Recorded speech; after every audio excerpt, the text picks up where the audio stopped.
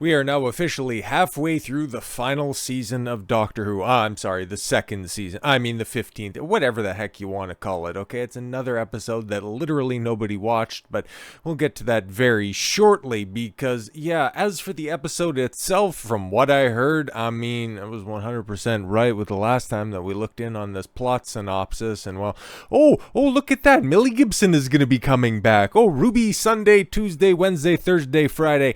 Really doesn't much matter who she is. The former companion comes back to have her own standalone episode that is very light on the Doctor. Again, it's just so strange, right? Because if they want to beat the rap that this is going to be the final season, that this is ultimately going to lead to the cancellation of Doctor Who once again, I mean, if you have an 8-episode season, right, and it focuses on not just the side character, but a discarded character in order to set up another spin-off show that is apparently, I don't know, what was it, in production last year? It's already been filmed, but at this point in time, who in their right mind is going to pick up a spin-off of a series that is drawing record lows in its time slot? But we'll get to that all in due time, because there's a couple of things I want to touch on, which is really leading to this utter ratings collapse, because you have Lucky Day right here. It was set up, oh yes, you got Ruby Sunday coming back, and she's going to have this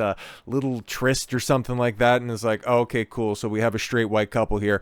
We already know that, yeah, the guy, he's going to be the villain, and guess what? Spoilers, it was exactly that, but it ended up getting a little bit more meta than that, because what was it, episode 2 or something? I think it was episode 2, right, where Russell T Davies couldn't get out of his own way. He really had to expose how petty he still is by making hashtag RIP Doctor Who a canonical phrase, and in A Lucky Day they make Conrad, a podcaster, the villain.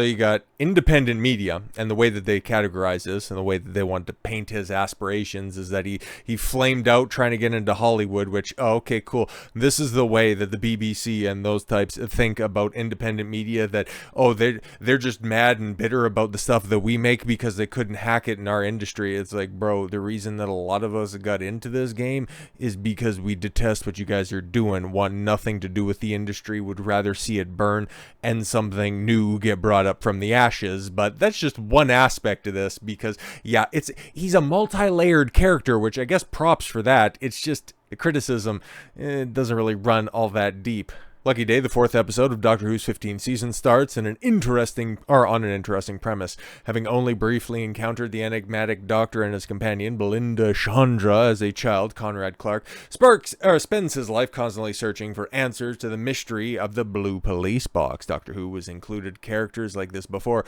with Clive from Rose and Elton Pope from Love and Monster serving as excellent examples. Conrad, though, the Blue Police Box represents the uncontrollable aspects of his world and the reminder of his own inadequacies and mortality, because of course he's white and he should feel bad about the fact that he's also a man, an existential crisis cum time machine. Though the episode introduces the Shriek as villainous creatures within the canon, it is Conrad himself that proves to be the true monster of Lucky Day. Recalling Alex Jones, wait a minute, what? But what are we doing out here? The real-life American podcaster and conspiracy theorist who's just a fun, fat ball of energy. Conrad spreads disinformation via social media, declaring, oh boy, strap in for this one, they can't stop lying. There's no Shriek, no Cybermen, no Psychronax, no Yetis in the underground. Hey, look. Oh, they're stooges and actors and special effects, okay, people? Played for using taxpayers' money to keep us scared and hide the real agenda, okay? That's how they suppress us with fear. It's the Chi-Coms. Meanwhile, they're working against us. This is the shit that passes as a modern-day script for Doctor Who. No wonder nobody's watching. Doctor Who has also done, modern day political critiques before, pointing out different episodes, and been done to various degrees of success. Yes, with the Daleks being inspired by the Nazis, we know about that, okay? But instead, no. Instead of having, the villains with creativity, we'll just give a white guy a rifle. Ooh, scary. When he first encounters the Doctor and Ruby, the pair appear carefree, their jokey camaraderie on full display. They don't seem afraid of the shrieks, so it's difficult to fault Conrad for mistaking their easy confidence for false bravado. Is it any wonder why Conrad refuses to vaccinate himself against the very real threat of the shrieks' pheromone-laced slime?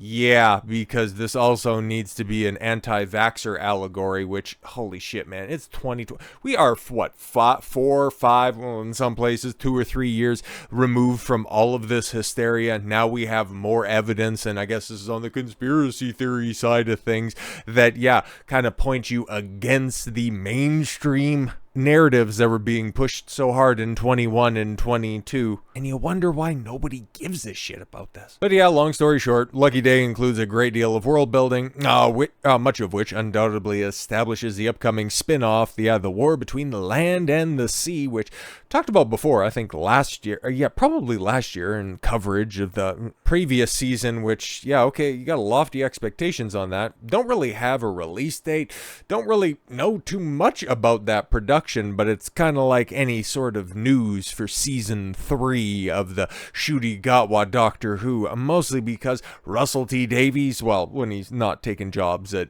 other stations, he's very uncommittal about the future. The most recent thing that he was saying was, yeah, you know what, that stories and franchises like this, they go on hiatus from time to time. They just take 5 to 10 year breaks every once in a while. We'll have to wait until the end of the season. So yeah, this time next month, we'll probably have a little bit more information as to season 3, the war between the land and the sea, and how bad things can ultimately get, because, bro, 1.86 million last week. A little bump up thanks to the lead-in from the FA Cup semis, and now you're back to reality. Oops. It includes gravity, back to 1.5 flat. The fact that we don't have the +4s or the +7s even coming in from last week kind of lets you know that shit has hit the fan, because you got the +7s for episode 2, and holy Christ, that is atrocious. That is really bad, and that's on a 1.58. And the fact that they aren't even given the +4s for episode 3, at least at time of recording, kind of lets you know that the people, okay, who are even willing to test this out at a later date, even that number has further fallen off. Now, I could imagine probably, like episode 8, or maybe if they make the announcement that, yeah, Doctor Who, yeah, we're pretty much done. We're about ready to pack it up here. There's a possibility that this thing gets back above 2 million, but honestly, I think it's more likely that we get closer to 1 million than getting back to 2 million at this point in time. This series is totally cooked, man. This is a T-minus 4 weeks until this shit is canceled wholesale, full stop, because if these plans are anything to go on, they are completely and totally bereft of ideas. They don't care. They're throwing shit at the wall, seeing what sticks, and honestly, going back to the impetus of this collapse, that would just be peak hubris and peak stupidity. Alleged plot leak reveals Jodie Whittaker, okay, the first and only female Doctor, will be returning to Doctor Who at the end of this season, which, yeah, no, exactly, because we heard a little bit beforehand, okay, before the debut of this season, hell, before we even knew about the release date, that there might have been a regeneration scene for Ncuti filmed. It's just, what the hell was he going to be regenerating, or in this case, bi-generating into, because all of the other Doctors, and thanks to the 60th anniversary special, are still out there in some form or fashion. So if that was the case, why would the female Doctor be coming back? Was he going to be splitting off to the 13th Doctor again? Like, that doesn't make any... What do we got here? Okay, Doctor Who, yeah, is in major trouble. And the alleged insider has posted rumors of the forthcoming plot to the BBC that indicates Jodie Whittaker will be making a return to Doctor Who by the end of the season for the ultimate double down in DEI solidarity, among other alleged plot leaks that will leave fans reeling. Russell T Davies has turned Doctor Who into a woke monstrosity. No, he's done that a long time ago.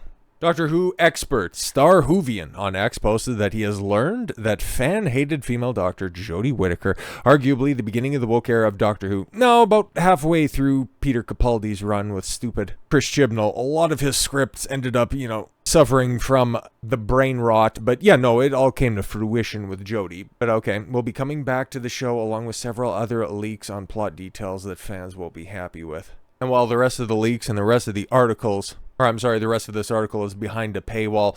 The fact that they're even flirting with the idea to bring back a Jodie Whittaker lets you know that the animosity for the fans is as strong as ever. It's about as strong of a detest that they have for the fans that they also have for pulling ratings at this point in time. I cannot wait. A few more weeks, guys. All of you long-suffering Doctor Who fans can finally have some rest, can finally say goodbye to this long tortured franchise. It's sad to see something that you once loved continue to be puppeted around and worn like a skin suit by activists and ideologues. And it's like Doctor Who's a special case where you had somebody who was lauded for his work at the beginning in Russell T Davies, and hell, even David Tennant to a lesser extent, coming back, okay, and then just doubling down and producing some of the worst stuff that you've ever seen in the confines of this franchise.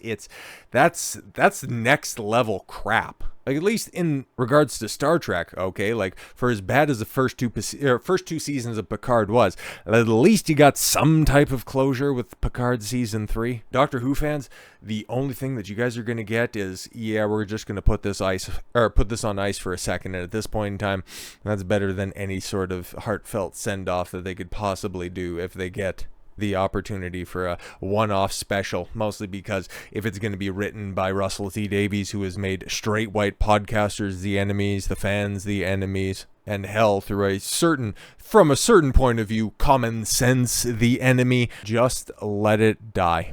By the looks of those ratings, I think it's already dead. So with all that said, thank you all very much for the gift of your time. I've been Don Consuelo. I want you to follow your gut and get after it. Take care, everyone.